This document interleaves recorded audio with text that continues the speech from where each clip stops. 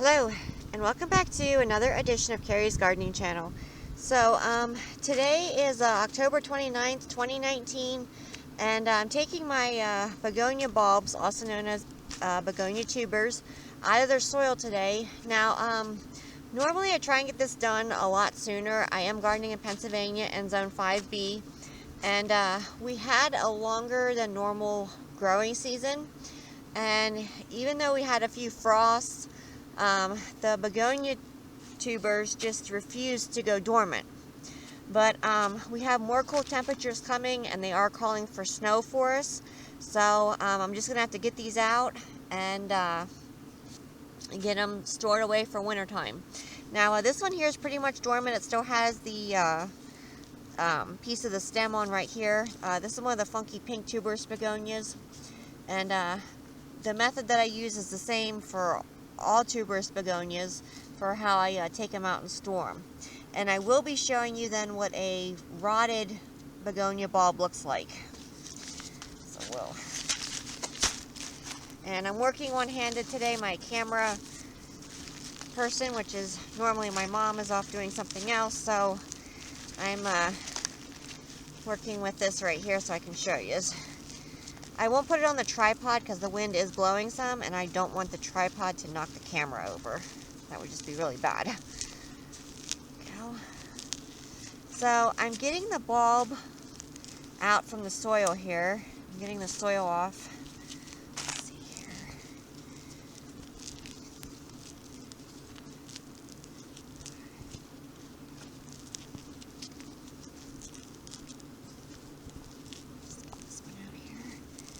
Here we go. Here you can start to see the tuber right here.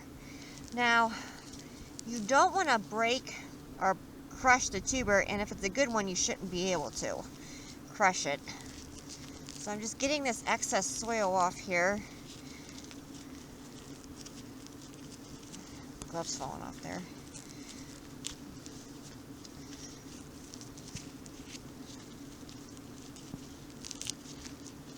I do recommend working on a tarp because it makes it so much easier for cleanup then.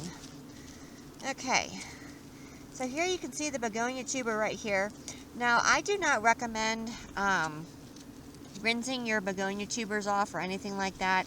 I do let some soil on them. I find that it helps to keep them hydrated some. So I just don't take all the excess soil off like that. I try and get most of it off, but if some stays on it, I don't even worry about it. So I'm going to put this in its little container here for now. And you can see here's some of the other begonia tubers that I already got out. And I have some more here. This one here. Now there is something I want to show you. Let me find that one here. Hold on a moment. This one here is the one I'm looking for. This one here is one of the San Francisco tuberous begonias, and this is also in the Bonivius family begonia. I believe that's how I pronounced it. And sometimes what you'll see on the tubers is like these little ones here, and I let those on. And you can see it's kind of odd shaped. It has like more than one tuber coming off of the main one. And I do let those on. So I just wanted to show you that real quick. Because certain begonias, like this one here, is in a different family. And I've seen this also on the Santa Cruz sunset begonias, where they produce extra ones or the tubers look like a little different. So I just want to throw that in there for you so that you know. And I'll show you here what the rotted begonia tuber looks like. Okay, so what I'm going to do with this is I'm going to take all of my begonia tubers after I get them all out of the soil, and I'm going to lay newspaper down in our basement. And I'm going to lay them out on the newspaper. I'm going to label them, and I'm going to let them dry. And then I'm going to store them once they're dried in paper bags, which I'll show you how to do. So I'm going to show you now what a rotted begonia tuber looks like. So I'll be right back. And this here is what a rotted begonia tuber looks like here. You can see it's all mushy. I can just squeeze on it and all the water's coming out of it. And they're really squishy, mushy, and this is no good. So I'm going to have to throw these away. And what happened with this is when the soil got really wet and it wasn't drying, and then it got cold out, it just made the perfect conditions for the begonia tubers to rot. So that's what a rotted begonia tuber looks like. And if I would have gotten these out sooner, this wouldn't have happened. But unfortunately, sometimes when things don't want to go dormant, this can happen then when the weather starts turning. Here's another one. This one here is no good. Now, if only a little piece of this was like this, you could cut that piece off and then dust the rest of the bulb with a fungicide or cinnamon, let it dry, and then you could replant it. But there's nothing good in any of these tubers here. Okay, so you can see that I got the begonia tubers laid out here on the newspaper. Now, I'm not going to let this light on. I have it out. I have it on so I can do the video to show you. Now, some of these are trying to re-sprout on me. They just weren't ready to go dormant yet. That happens sometimes where despite the cold weather that we had and despite the rain, they just refused to go dormant. So I'll have to watch. I'm probably going to have to plant those up and I'll put them out in the greenhouse and just grow them out there. What will actually happen is the bulb will, the sprouts will suck the energy out of the bulbs, and the bulbs can dry out then. They won't have the food that they need, and it's really not a good thing when they don't want to go dormant for you.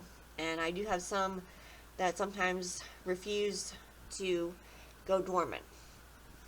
Now, you'll see on this one back here, this was not ready to come off yet.